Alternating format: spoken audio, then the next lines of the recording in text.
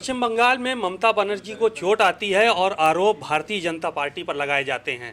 इतना ही नहीं, तमाम जगहों पर चिल्ला चिल्ला कर कहा जा रहा है कि भाजपा के कुछ नेताओं ने उनको धक्का दिया, कार्यकर्ताओं ने धक्का दिया, इस वजह से उनका पैर फ्रैक्चर हुआ है। बात करेंगे डिप्टी सीएम केशव प्रसाद मौर्य जी से, प्रभारी हैं कई लोकसभा सीटों के। सर, ममता बनर्जी जो है वो कह रही हैं कि भारतीय जनता पार्टी के कार्यकर्ताओं ने धक्का दे दिया, इसलिए उनको चोट लग गई है। देखिए, जेड+ की सुरक्षा प्राप्त दीदी ये कह रहे हैं कि उनके ऊपर हमला हुआ और वहाँ भारतीय जनता पार्टी कार्यकर्ताओं ने उन्हें धक्का दिया। यह 100% झूठ है और इस झूठ के सहारे उनको कुछ हासिल होने वाला नहीं है। सच यह है कि नंदीग्राम में जय श्री राम हो रहा है, पश्चिम बंगाल में जय श्री राम हो रहा है, भाजपा जिंदाबाद हो रहा है, मोदी मोदी हो रहा है। इससे ममता दीदी घबराई हुई हैं और घबराहट के कारण से उन्होंने अब इससे कैसे निपटा जाए, कैसे वहाँ पर फिर से वापस आया जाए, इसके लिए अपने सलाहकारों की सलाह के आधार पर एक नाटक किया है। और नाटक को वहाँ पश्चिम बंगाल के लोग अच्छी तरीके से समझते हैं। उनको लगता है कि उनके ऊपर कोई हमला किया तो मुकदमा लिखाएं, जांच करें, उनको गिरफ्तार करवाएं, जितनी कठोर से कठोर सज़ा होती है उनको कठोर से कठोर सज़ा दिलावें। अगर उनको अपने पश्चिम बंगाल की कोई जांच एजेंसी पर, पुलिस प्रशासन पर भरोसा ना हो तो भारत सरकार की एजेंसी से जांच करा ले।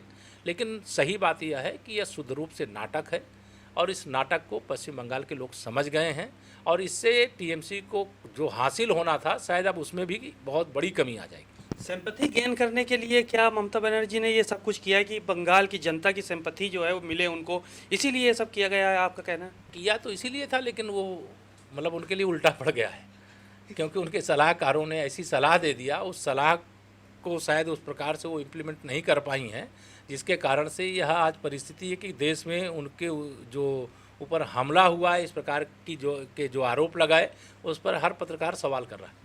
सर, एक सवाल और था कि अखिलेश यादव शुरू से आरोप लगाते रहे हैं भारतीय जनता पार्टी की सरकार पर कि उनके किए हुए कामों को लेकर सरकार सिर्फ बोर्ड लगाने का काम कर रही है।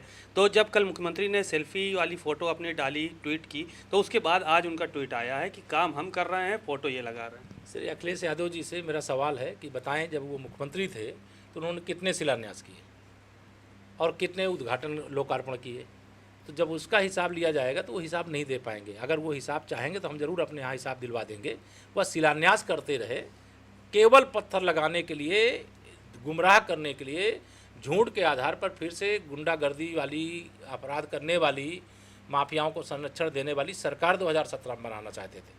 लेकिन पश्चिम बंगाल, उत्तर प्रदेश की जनता उनको अच्छी तरीके से समझ गई और समझ करके उनको उखाड़ फेंका और उखाड़ फेंका तो उन्होंने फिर 2019 के चुनाव में मायावती जी से गठबंधन कर लिया और उसमें प्रधानमंत्री बनने और बनाने के सपने देखने लगे। फिर जनता ने उखाड़ करके फेंक दिया।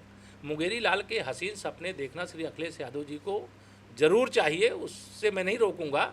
लेकिन जिस स्टिकर को, जिस समाजवादी पार्टी को उत्तर प्रदेश की जनता ने उखाड़ करके फेंका है, और शिलान्यास का मतलब ये नहीं होता लोकार्पण किया जाए।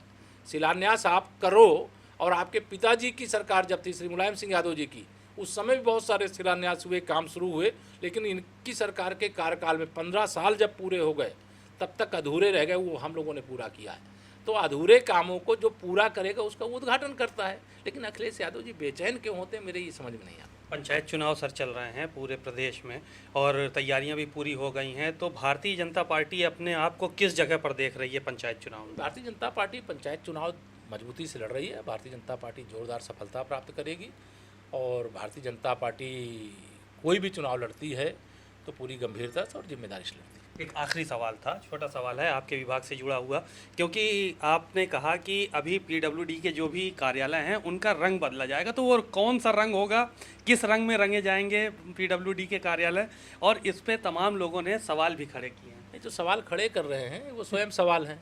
अगर कोई पेंटिंग करके कोई आपका भवन है, सरकार के जो भी बिल्डिंगें होती हैं वो जनता की बिल्डिंग है, और अगर उसको और सुव्यवस्थित किया जाता है, अगर उसको एक कलर कोड दिया जाता है कि इसको इस कलर में होगा, जिससे प्रदेश के किसी ज़िले में कोई भी जाए तो पीडब्ल्यूडी का कार्यालय कहाँ है, उसका अतिथि गृह कहाँ है, ये सब लोगों को देखने से ही पता चल जाए, तो इसमें किसी को बेचैनी क्यों हो रही है? तो एक सामान्य प्रक्रिया है, ये सामान्य ढंग से हो रहा है। पेंटिंग होती है बिल्डिंगों की, वह पेंटिंग एक बार फिर होगी। कौन सा कलर होगा अभी ये तय भी नहीं हुआ है, कलर होगा ये तय हुआ है।